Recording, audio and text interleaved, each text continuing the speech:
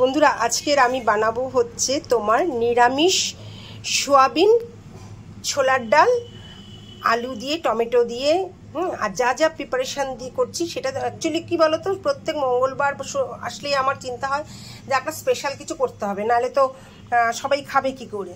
হ্যাঁ, সেটা হচ্ছে ভাত দিয়েও খেতে পারে যাতে, আর দিয়েও খেতে রুটি দিয়েও খেতে পারে, সেই কারণে মনে হলো একটা প্রিপারেশান বানাই, তো বন্ধুদের সঙ্গেও শেয়ার করি।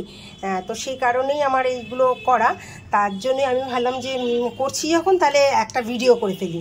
তো দেখো তোমাদের সঙ্গে তোমাদের সামনে নিয়ে এসেছি, যেটা হচ্ছে এখানে আছে আদা, এখানে আছে সোয়াবিন।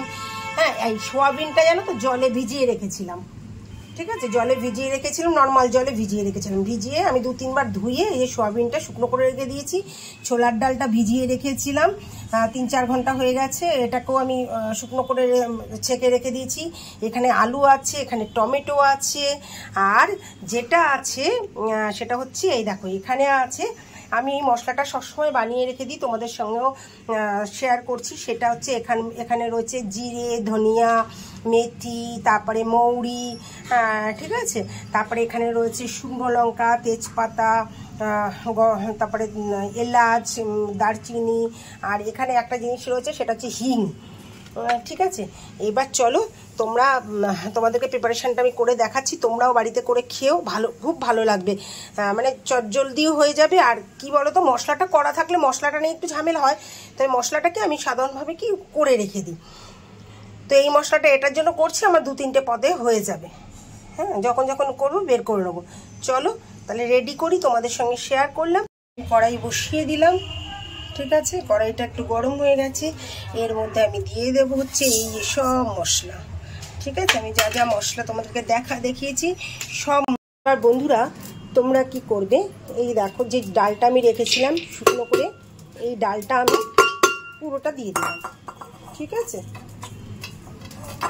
পুরো ডালটা দিয়ে দিলাম। এবার দিয়ে দিলাম সোয়াবিনগুলো, আর তার সাথে কি দিলাম একটু নুন। কেন বলো তো, নুনটা দিলে না সোয়াবিনের মধ্যে খুব সুন্দর হয়। আর তার সাথে যেটা দেবে সেটা হচ্ছে খুব সামান্য সর্ষের তেল, খুব সামান্য সর্ষের তেল। এটা দিয়ে তোমরা কি করবে, ভালো করে দিয়ে এর মধ্যে জল দিয়ে দেবে, 1 কড়ের মতন জল দিয়ে দেবে, ঠিক আছে। আর 2টো সিটি দিয়ে দিলে কি হবে বলো তো, ডালটা সেদ্ধ কম হবে, দানা দানা থাকবে। চলো এটা সেদ্ধ করে নামাই, তবে তোমাদের দেখাচ্ছি। এটা হয়ে গেছে, এবার ঠান্ডা হয়ে যাবে, ঠান্ডা হয়ে গেলে আমি এটাকে গুঁড়ো করে নেবো। চলো সঙ্গে থাকো। এই দেখো আবার আমি কড়াই বসিয়ে দিয়েছি, এর মধ্যে দিয়ে দেব হচ্ছে, কড়াই গরম হয়ে গেছেও, হ্যাঁ, আমি এর মধ্যে দিয়ে দেবো হচ্ছে তেল, খুব সামান্য তেল, দেখো খুব সামান্য তেল দিয়েছি। তেলটা গরম হলে আমি এর মধ্যে কী করবো বলো তো, আলুটা ভেজে নেব, ঠিক আছে, আলুটা ভেজে নিই। চলো এই পড়িস না, আলুটা ভেজে নিচ্ছি, আলুটা একটুখানি ভেজে নেব।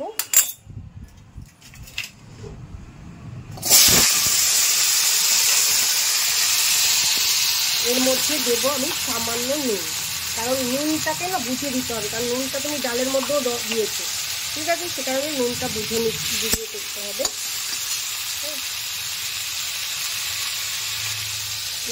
এক হাতে ধরে না একটু ধরো তো,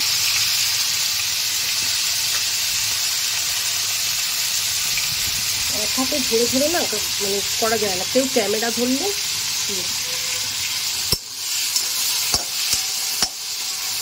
আলুটা ভাজা হোক, তারপরে তোমাদেরকে দেখাচ্ছি কি মশলা দেবো। আর একটা জিনিস তোমাদেরকে দেখাচ্ছি, সেটা হচ্ছে এই মশলাটা, দেখো এই যে মশলাটা করেছি, এই মশলাটা দেখলেই কি মনে হয় জানো তো, সেই স্কুল জীবনে ফিরে যেতে ইচ্ছা করে। আমার স্কুলের সামনে একটা ছেলে আলু কাবলি নিয়ে আসতো, মানিকদা, তো মানিকের আলুর কাবলি মানে বিখ্যাত। আর এই মশলাটার জন্যই সব গন্ধে ছুটে গেছে, কত জিজ্ঞেস করতাম, ও মানিকদা কী আছে মশলার মধ্যে, কী দিয়েছো বলো না, মাকে গিয়ে বলবো, বলো না কী মশলা দিয়েছো, মাকে গিয়ে দেবো। তখন মানিকদা বলতো, তোরা যখন বড় হবি, যখন তোদের বিয়ে হয়ে যাবে, সংসার করবি, তোরা নিজেরাই জেনে যাবি। হ্যাঁ, কোনোদিন বলতে চাইতো না, কিন্তু কি বলতো, আমিও আস্তে আস্তে আস্তে আস্তে ওই গন্ধটা আনার জন্য যে কী কী ওই গন্ধটা তো মাথার মধ্যে আছে, তারপরেই আমি বললাম এই বাচ্চা বুঝতে পেরেছি, এই হচ্ছে মশলা। এখন ভাবি, ঠিক আছে চলো আলুটা ভাজা হোক, তোমার সঙ্গে আবার আসছি। দেখো আমি এই যে কড়াই থেকে তোমাদের তোলাটা দেখালাম না, এই যে দেখো আলুগুলো লাল লাল করে ভেজে নিয়েছি। হ্যাঁ, এইবার আমি যেটা দিয়ে দেবো সেটা করার মধ্যে, সেটা হচ্ছে দেখো একটু বাটার দিয়ে দিলাম। ঠিক আছে, এই বাটারের সাথে দেবো হচ্ছে ঘি। তোমরা তো ওপর থেকে দাও, ফোড়নে দিয়ে দেখো কিরম টেস্ট লাগে। তাহলে কি করলাম, ঘি আর বাটারটা আমি সুন্দর করে দিয়ে দিলাম। ঠিক আছে, দেখো ঘি বাটারটা একদম গলে যাবে। দেখো পুরোটা গলে গেছে আমার ঘি বাটারটা। এবার আমি যেটা দিয়ে দেবো সেটা হচ্ছে একটু হিং। ঠিক আছে, আমি এভারেস্টের হিংটা ব্যবহার করি, খুব ভালো, খারাপ না। এই হিংটা দিয়ে দিলাম, কিন্তু এই হিংটা এখন তেলের মধ্যে দিয়ে দিলাম, মানে তেল বলতে ঘি বাটারের মধ্যে। আর যেটা দেব সেটা হচ্ছে যে শুকনো লঙ্কা, তেজপাতা, এটাও আমি ফোড়নে দিয়ে দেবো। ঠিক আছে, দেখো এই যে শুকনো লঙ্কা যেটা সব হয়ে গেছে, এ দেখো আমি গরম জলও বসিয়ে দিয়েছি। হ্যাঁ, যেটা বলছিলাম সেটা হচ্ছে অবশ্যই গরম জলটা না পাশে করে নেবে। হ্যাঁ, কারণ যে কোনো সবজি তরকারিতে যাই না কেন গরম জলটা দিলে না তার টেস্টটা না অন্যরকম হয়ে যায়। ঠিক আছে বন্ধুরা, এখন এটা তুমি পেঁয়াজ রসুন টমেটো দিয়ে দিলাম। তুমি পেঁয়াজ রসুন আদা দিয়েও এগুলো এটা করতে পারো, যারা পেঁয়াজ রসুন দিয়ে খাও। আমি ম্যাক্সিমাম এটা করলে নিরামিষের দিনেই করি, কারণ তাতে কি হয় আমার খুব সুবিধা হয় মঙ্গলবার দিন। আমি পনিরও করবো, কিন্তু আমি ভাবলাম যে এইটা আর সামান্য নুন দেবে, কারণ নুন কিন্তু তুমি প্রত্যেকটা হিসেবে দিচ্ছ, নুনটা কিন্তু তুমি অবশ্যই দেখে নেবে। এই টমেটোর মধ্যে দিলাম কেন, টমেটোটা মুছবে, তো আমি টমেটোর মধ্যে নুনটা দিয়ে দিলাম। আর যে দিয়ে দেবো এ দেখো কাশ্মীরি গুঁড়ো মশলা। ঠিক আছে, আর দিয়ে দেবো সামান্য হলুদ, কারণ আমি আলু ভাজার মধ্যে হলুদ দিয়েছি।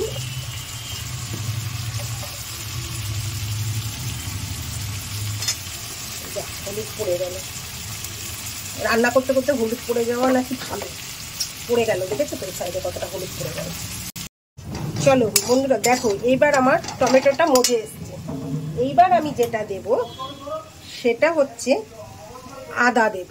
আদাটা কেন দেবো জানো তো, আদাটা পুড়ে গেলে না আদার টেস্টটা থাকে না, গন্ধটা থাকে না, সেই জন্য টমেটোটা হয়ে এসছে। এইবার আমি একটু আদাটা দেবো,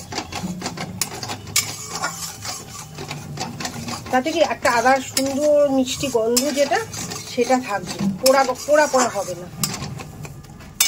ঠিক আছে, এই দিয়ে দিলাম। এবার দিয়ে আমি আলুটাকে ভালো করে কষবো এর মধ্যে। এই দেখো আলুর লুকটা দেখো, আলুটা ভাজার সময় অনেকটা সেদ্ধ হয়ে গেছে।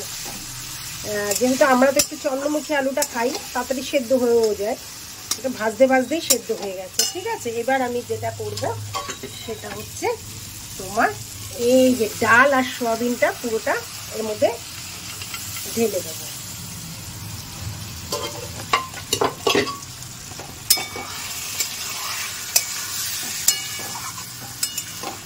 দেখেছো তো ডালটা কি সুন্দর গোটা গোটা রয়েছে।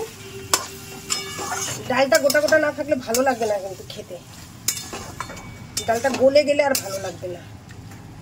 এই হচ্ছে, এবার আমি দিয়ে দেব যেটা বলেছিলাম তোমাদেরকে, আমি এই যে গরম জল করে রেখেছিলাম, গরম জলটা দিয়ে দেব।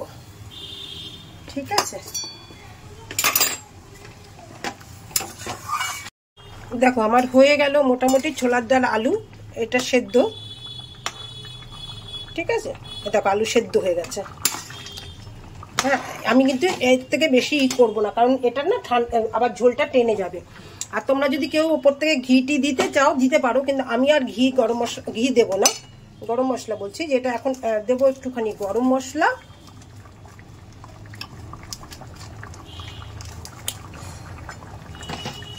খুব সামান্য গরম মশলা। আর যেটা দেবো স্পেশালি এই যে মশলাটা বানিয়েছিলাম ওই মশলাটা, ঠিক আছে? মশলাটা দিয়ে দিলাম। আর আরেকটা জিনিসে দেব, দাঁড়াও, কি দেবো বলো তো? সেটা হচ্ছে চিনি। চিনিটা ছাড়া তো চলবেই না, টেস্টের ব্যাপার আছে। আর আমাদের বাড়িতে একটুখানি চিনিটা বেশিই খাওয়া হয়, ঠিক আছে? এই দিয়ে দিলাম। তোমরা যদি কেউ উপর থেকে ঘি দিতে চাও দিতে পারো, কিন্তু আমি কিন্তু আর ঘি দেবো না, কারণ আর পরে ঘি দিলে যেটা হবে সেটা হচ্ছে হিঙের যে গন্ধটা নষ্ট হয়ে যাবে। এবার আমি লাস্ট যেটা দেব সেটা হচ্ছে এই যে ধনে পাতা। বলো, আমি দুটো বাটিতে করেছি, কেন কি বলো তো, গরম পড়ে গেছে। একটা এখন খাওয়া হবে আর একটা হচ্ছে রাতের জন্য, ঠিক আছে? সেই জন্য আলাদা আলাদা করে রেখেছি, তাই তোমাদেরকে আলাদা আলাদা করেই দেখালাম। তো ফুল রেসিপিটা কেমন লাগলো বলো, ঠিক আছে? টাটা। আর অবশ্যই কিন্তু কেউ কমেন্ট করতে ভুলবে না, হ্যাঁ। আর ফুল ভিডিওটা দেখলে কেমন লাগলো অবশ্যই কমেন্টের মাধ্যমে জানিও। আর এটাখানেই শেষ করছি। ছোটদের আমার অনেক ভালোবাসা, বড়দের আমার প্রণাম ও আমার বন্ধুদের অনেক শুভকামনা জানিয়ে আমি শেষ করলাম। অবশ্যই কিন্তু যাওয়ার আগে প্রত্যেকে কিন্তু লাইক দিতে ভুলো না, কমেন্ট করতে ভুলো না, কেমন? টাটা।